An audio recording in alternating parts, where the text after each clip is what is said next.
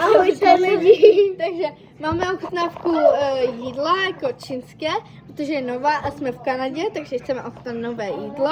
Takže to je ta čínská, co máme jako ochutnávat. Je štiplava, proto je i červená. Tady jsme už to otevřeli. Tak, teď si vezmeme toto. Takže tady máme už čínskou. Teď tady musíme dát tady toto. První, co dám, je nějaký pepř, nebo co to je? Tak můžete kouknout? Jo. Smrdí asi.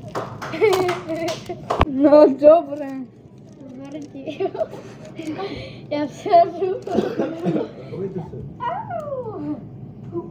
Kolik to červené tam bude? Všechno, co tam je?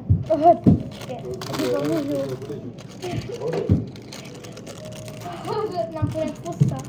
Můžu s tebou? Vypletovat sami. Můžu s tebou? Co? Co to má? Masa tam Takže jsou. tohle asi Můžu vybereme. Ne, tam jsou masa. Teď si první uklidíme tady. Ahojte lidi. Takže teď jdeme naplnit vodičku. Nejdo.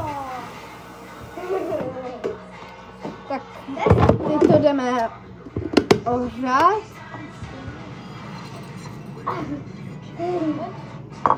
Takže uvidíme se zpátky, jak už to bude ohřané. Takže lidi, jsme zpět, už to máme ohřané.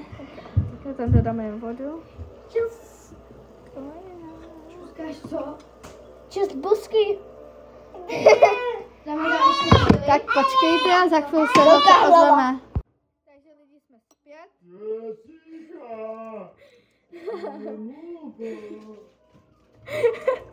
No, jsme zpět a co? No a už to jako je, vám ukážu, jak to vypadá, počkejte, vytočím kameru. Takže vypadá to takhle, tam je hodně chili, jak tady ukazuje, má to být červené, ale je to oranžové.